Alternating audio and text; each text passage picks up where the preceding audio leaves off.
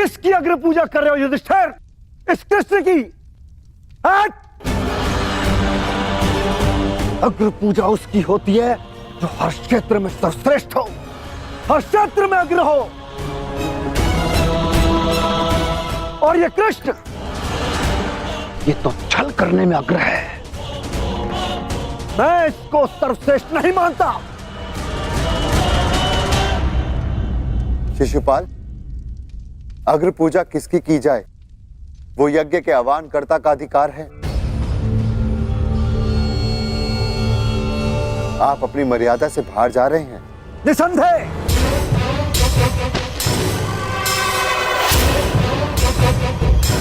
मर्यादा की बात मत करना युधिष्ठिर,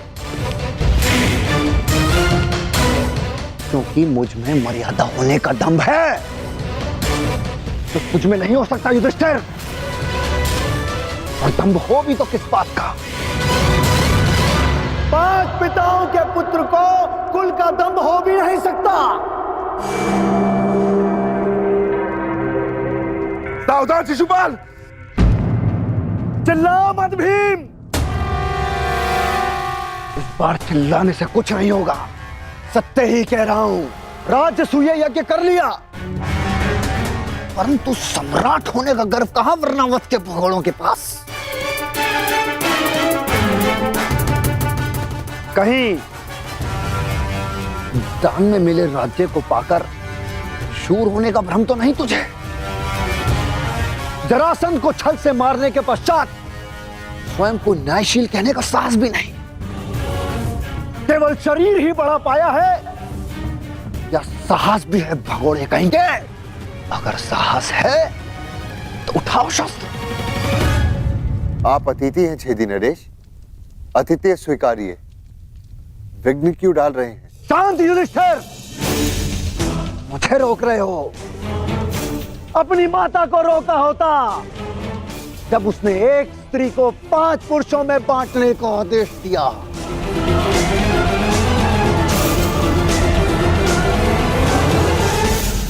स्त्रियों का सम्मान करना सीखो शिशुपाल। ये मत भूलो कि तुम भी एक नारी की कोख से जन्मे हो। ये देखो, श्री कृष्ण वासुदेव बोले, सार का सबसे बड़ा पाखंडी, छली, कामी मुझे सिखाएगा कि किसका अपमान किया जाए, किसका सम्मान।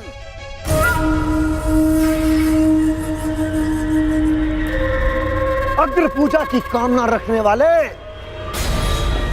तू जानता है तेरा नाम कृष्ण क्यों पड़ा? क्योंकि तू है ही मन का काला।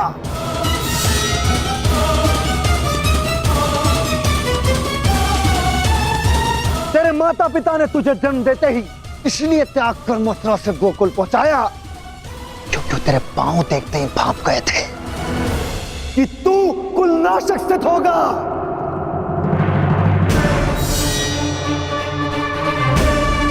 वही किया तूने, वही किया, अपने मामा का वध। जीभा और अश्व की गति एक समान होती है शिशुपाल। यदि उसके रास को कसकर ना रखा जाए तो अश्व अपने सवार को गिरा देता है और जीभा बोलने वाले को। श्री कृष्ण वासुदेव की बड़ी बड़ी बातें, अरे जो सत्य है उसको कहने में जिह्वा को लाज कैसी? बचपन से धूर्त रहा है तू।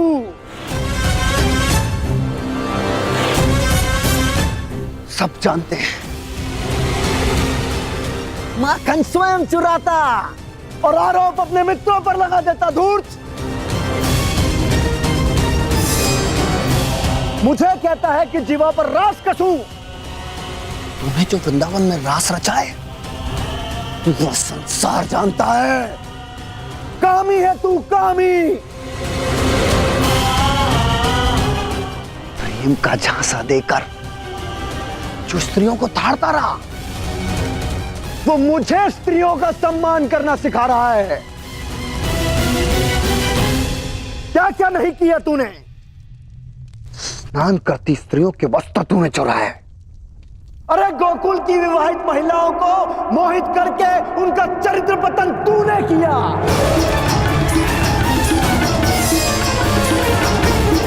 मैं सावधान करता हूं तुम्हें, मेरे धैर्य की परीक्षा ना लो शिशुपाल, अपनी सीमा में रहो। अरे युद्ध भूमि छोड़कर भागने वाला कायर है ये, रणछोड़ है, दुष्ट है ये। क्या करेगा तेरे ये दास पांडव, इनके द्वारा तो मुझे भी मरवा देगा। कुलनाशक है तू, और तुझे अग्निपूजा का सम्मान चाहिए। थू, बस शिशुपाल।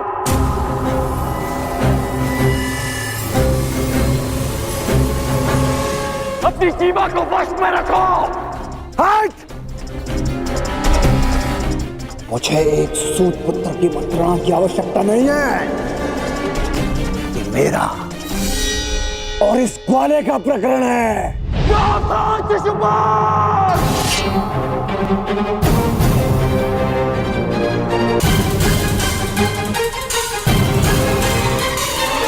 नहीं अंगराज, रुक जाओ। निकाल देने दो छेदी नरेश को अपने मन का मैल। इनका नाश करने के लिए अपना बाण व्यर्थ मत करो। इनकी जीभा स्वयं इनके नाश का कारण बन जाए।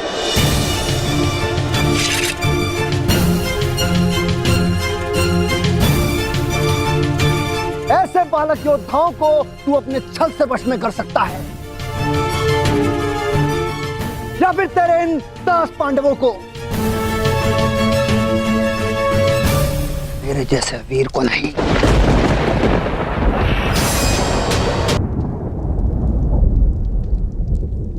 पांचाली का विवाद तूने जानबूझकर इन पांडवों से करवाया, क्योंकि तू जानता है ये मूर्ख कभी तेरा विरोध नहीं करेंगे।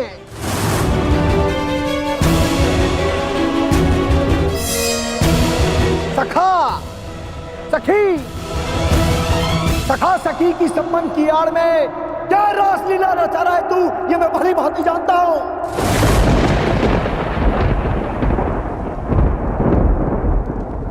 पर स्त्री गमन करने वाला पापी नहीं, महापापी है तू। एक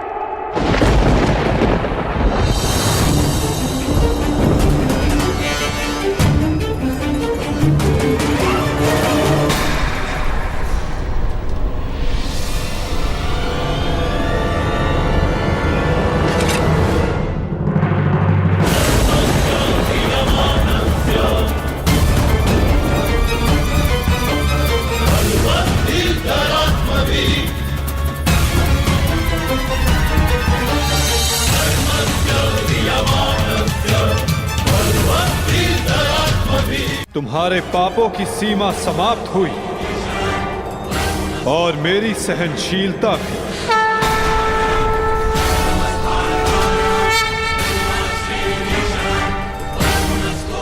शिशुपाल, तुम्हें जो वरदान मिला उसे पाकर तुम अमर भी हो सकते थे।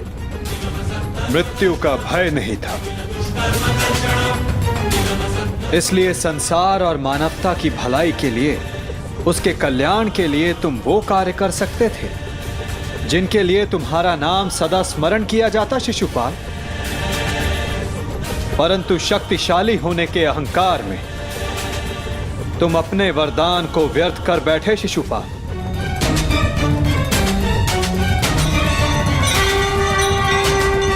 तुमने किसी का प्रेम नहीं लिया शिशुपाल, केवल श्राप लिया।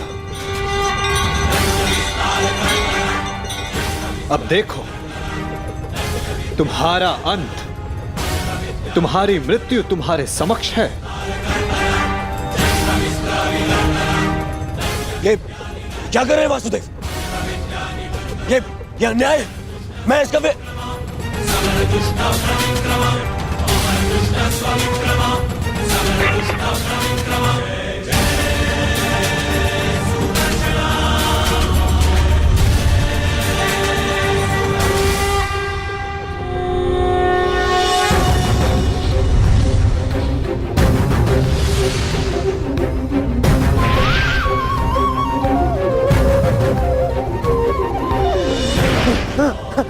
बचा लीजिए।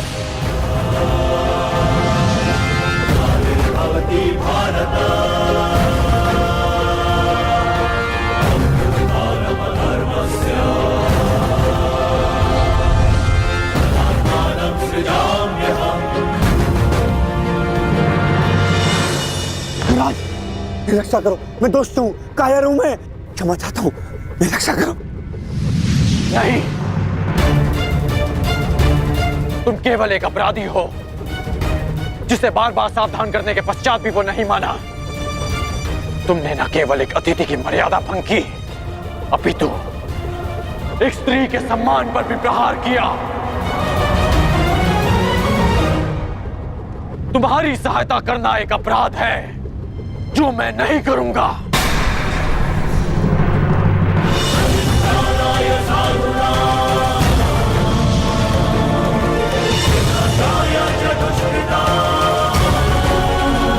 वासुदेव, क्षमा करना।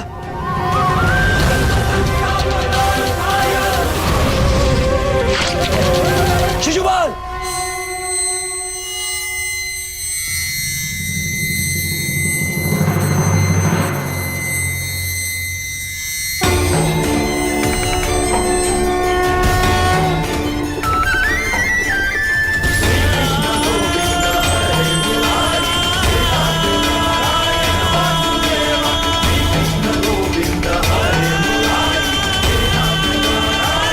यही तुम्हारे पापों और अपराधों का अंत है, और तुम्हारे दुखों से तुम्हारी मुक्ति भी।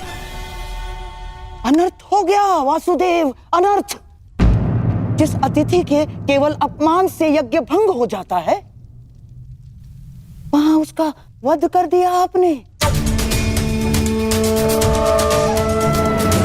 मेरे भांजे युधिष्ठिर का यज्ञ भंग कर दिया आपने। अनर्थ हो गया वासुदेव, अनर्थ। मेरे भांजे युधिष्ठिर को सम्राट बनने से रोक दिया आपने, इस इंद्रप्रस्थ को शापित कर दिया।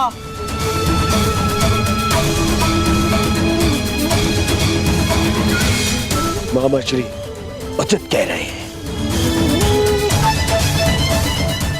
ये यज्ञ भंग हो गया। नहीं दुर्योधन, प्रथम आतिथ्य ने अतिथि का वध नहीं किया।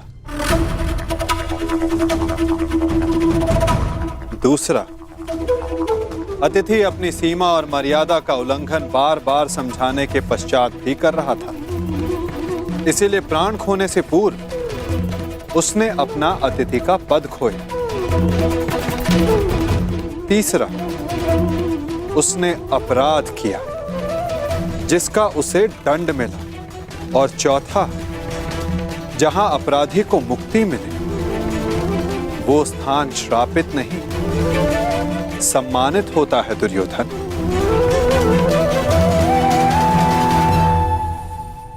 विश्वास ना हो तो अपने मित्र अंगराज से पूछ लो। वासुदेव ठीक कह रहे हैं मित्र।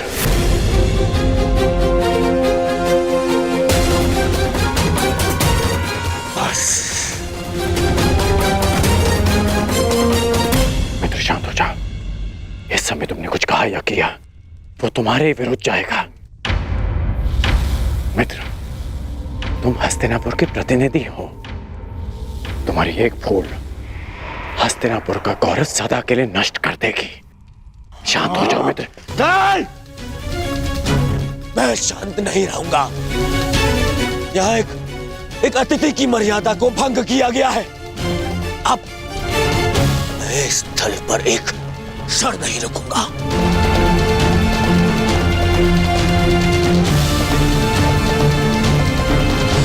दुर्योधन, दुर्योधन, जो सोच कर आए थे वो कुछ नहीं हुआ।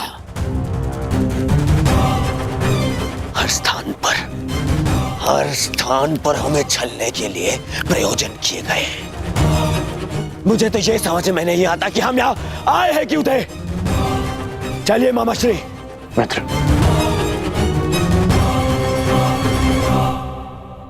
मामा जी, इसे कहिए कि मेरे सामने ना आए। मित्र कहता है मुझे न्याय की बात कहकर उसी की बात का विरोध करता है ये। मैं तुम्हारा विरोध नहीं कर रहा हूं मित्र, मैं तो मेरी बात समझने की कोशिश कर। बस कांड, अब एक और शब्द नहीं।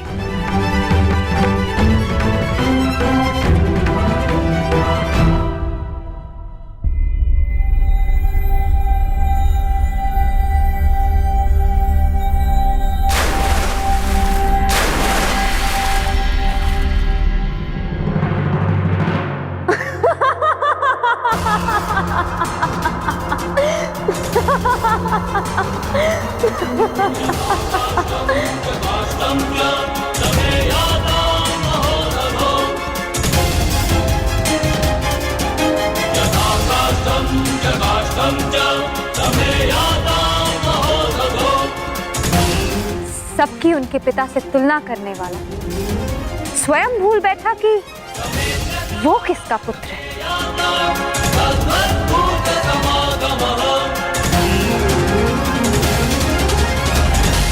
अंधे का पुत्र अंधा।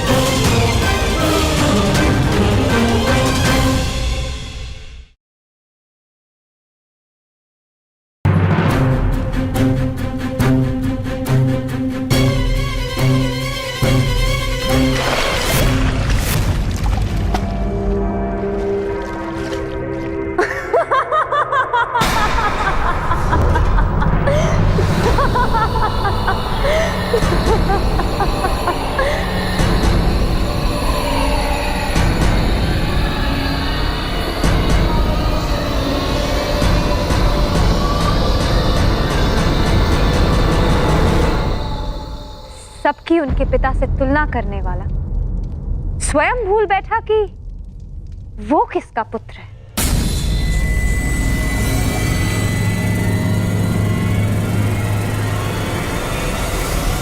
अंधे का पुत्र अंधा।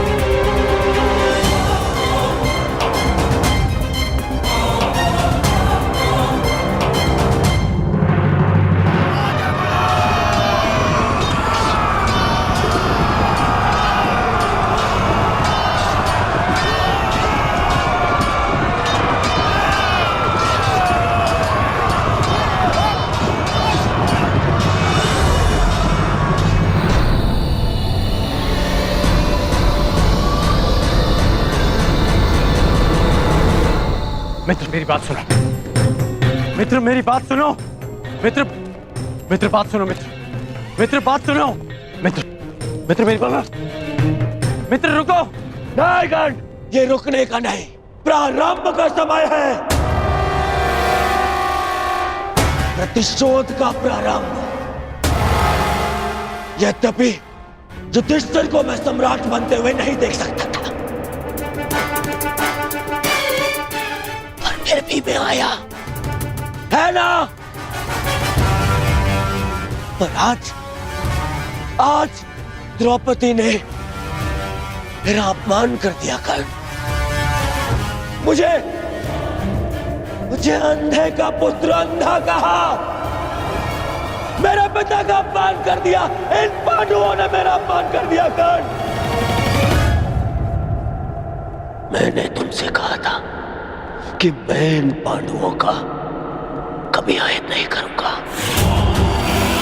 परंतु ये भी कहा था यदि किसी ने मुझे उकसाया तो मैं शांत नहीं रहूंगा।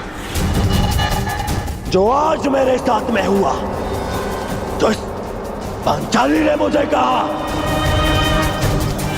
वो मैं कभी नहीं भूलूंगा और इन्हें भूलने भी नहीं दूंगा। इतिहास स्मरण रखेगा इस पल को और इसके परिणाम को। इस सम्मान का मूल्य चुकाना होगा इस पांचाली को और उन पांडवों को भी।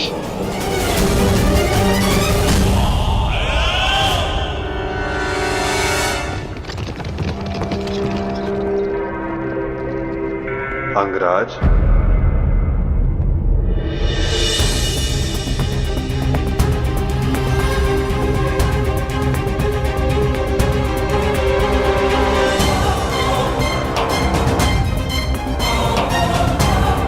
तुमने जिसका चयन किया उसने तुम्हारा साथ छोड़ दिया मित्र।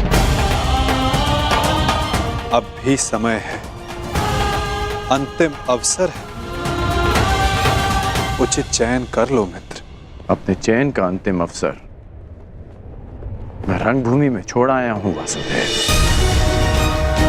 परंतु आपको किसी और को अपने कर्म और शब्दों के चयन के विषय में सावधान कर देना चाहिए था। आप ही ने कहा था ना केशव कि प्रत्येक कर्म के अपने परिणाम होते हैं, उसी भांति मुख से निकले प्रत्येक शब्द के भी अपने परिणाम होते हैं। और मुझे भय है कि पांचाली के शब्दों के परिणाम उचित नहीं होंगे। बड़ी बात।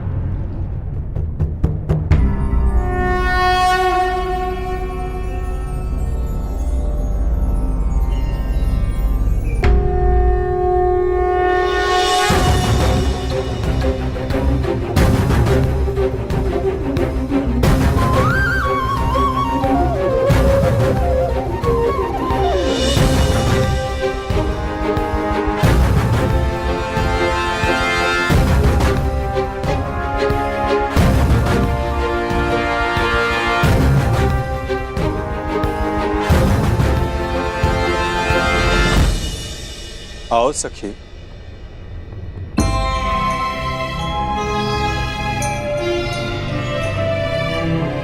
बिना मुझे देखे, बिना कुछ सुने आपने मुझे कैसे पहचान लिया सखा?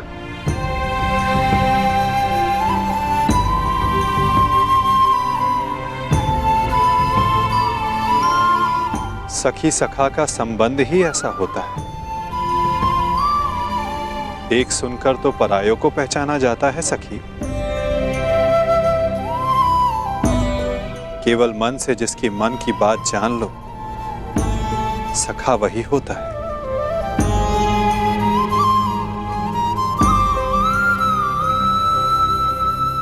सखा, सखा आपके हाथ से तो अभी तक रक्त बह रहा है।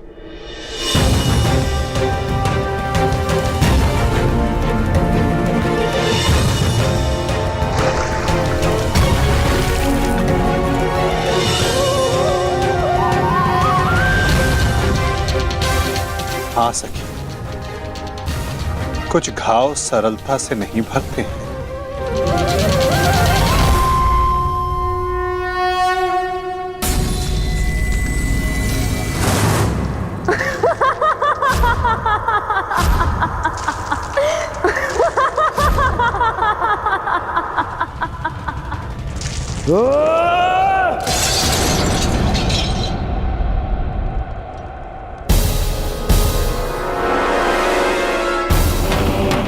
अंधे का पुत्र अंधा, अंधे का पुत्र अंधा,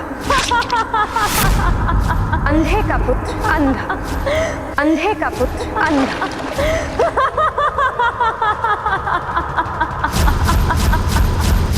ये क्या कर रहे हो तुम? हट जाओ! मामाश्री, मामाश्री, दुशासन, जेश!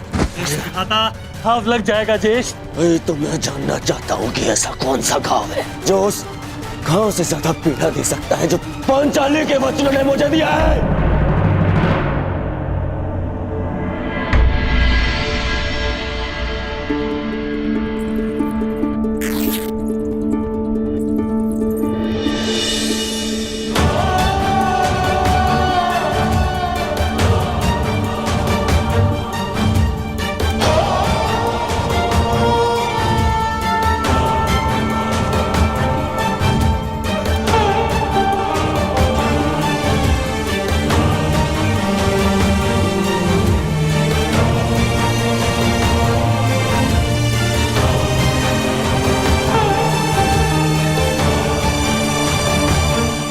मैं जानती हूँ सखा कि आपने शिशुपाल का वध क्यों किया। इसलिए नहीं क्योंकि उसने आपका अपमान किया, परंतु इसलिए क्योंकि आपने मेरे अपमान का प्रतिशोध लिया।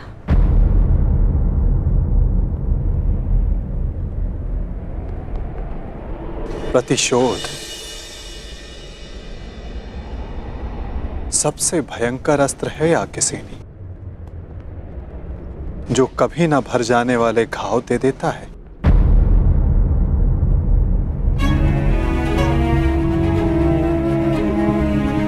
इसीलिए आवश्यक है कि प्रतिशोध से बचा जाए, और इससे भी अधिक आवश्यक है कि किसी के मन में प्रतिशोध जैसी भावना को जन्म ना दिया जाए, क्योंकि प्रतिशोध मनुष्य के विवेक को हर लेता है, भले बुरे की समझ छीन लेता है, नेत्र होते हुए भी मनुष्य को अंधा कर देता है।